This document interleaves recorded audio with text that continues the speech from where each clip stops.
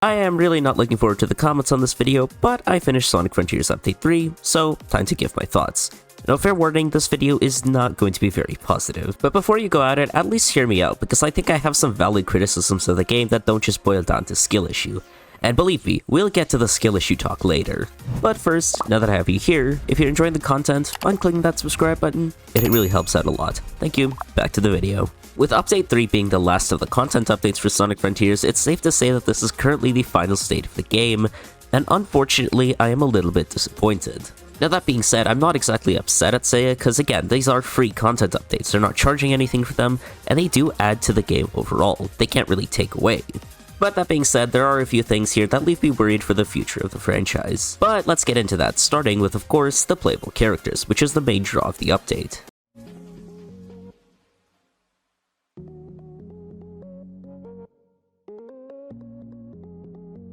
Now, in comparison to the rest of the series, I still think that the adventure games have the best versions of these characters, but that's not to say the ones in Frontiers are without their merits, although they each have some issues that I want to see ironed out in the next game.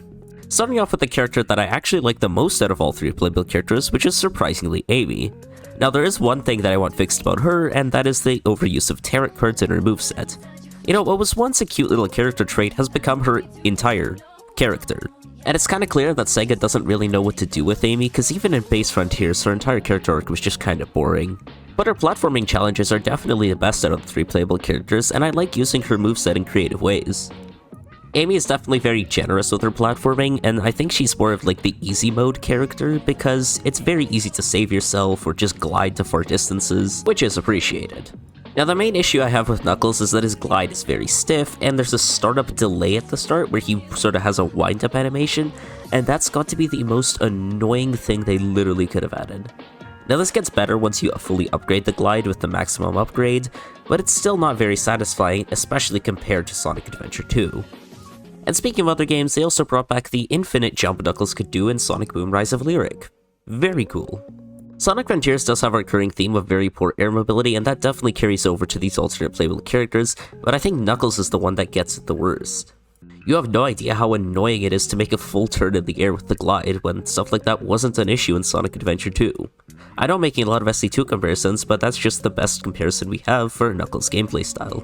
Tails is unfortunately the worst of the playable characters, and the main reason behind this is that they got rid of his homing attack.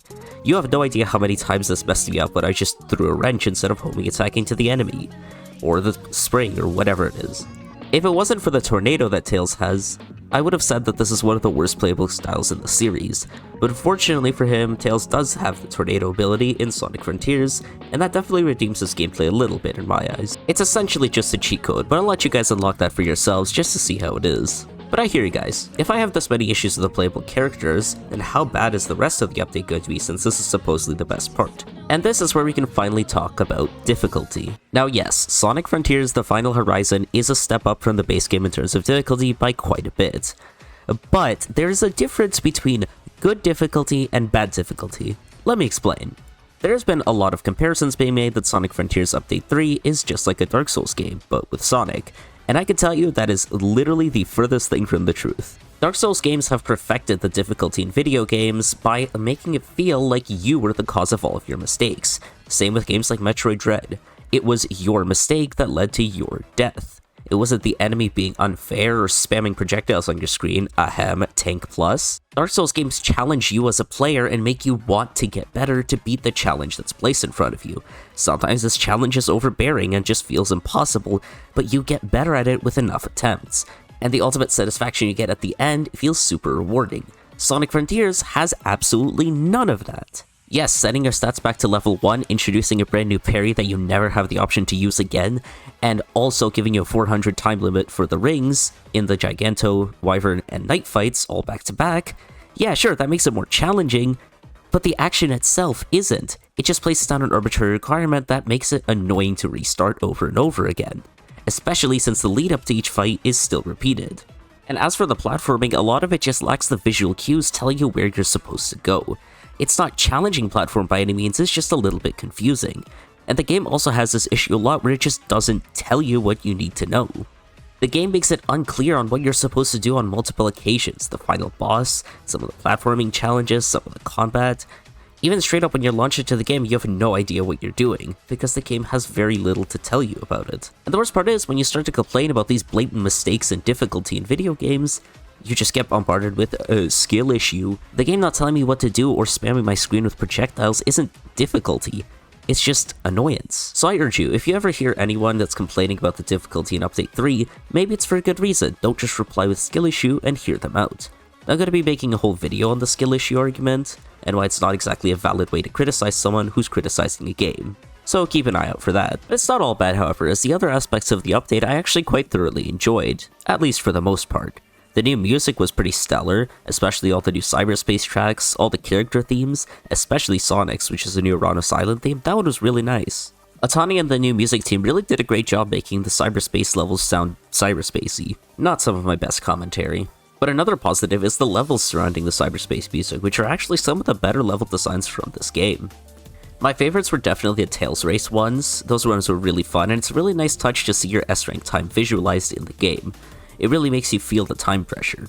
I love that the new Sonic level design team decided to add in a ton of ramps to utilize your spin dash more. You can get some insane airtime and perform some really cool tricks and skips. We're finally getting back on track to getting level design like Sonic Generations again. I'm not huge on the added collectibles, they seem kind of awkwardly placed in some spot that makes a perfect run just like not really possible. You have to go out of your way to find them, but I'm not complaining or anything, it's just more stuff for replayability. So yeah, overall cyberspace levels are great, definitely better than the base game cyberspace, and I'm excited to see more like this. But now let's talk about the final boss. Massive spoiler warning for the end of Sonic Frontiers coming up ahead. Now I'm just going to go ahead and straight on say it, this is one of the best Sonic final bosses in the entire series. Now, unfortunately, it does have some issues gameplay-wise, but the absolute sheer spectacle of it makes up for everything.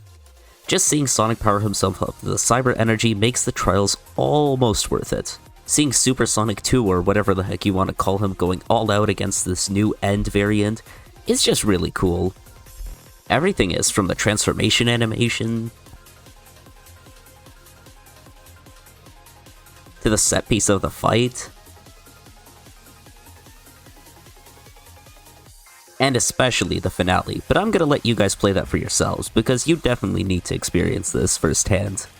While this boss does have some issues, including poor telegraphy of its moves, and a few issues with the camera, I still think overall it's a really fun fight, and definitely better than the stuff we got in the base game. But you know, it's still got nothing on the time meter.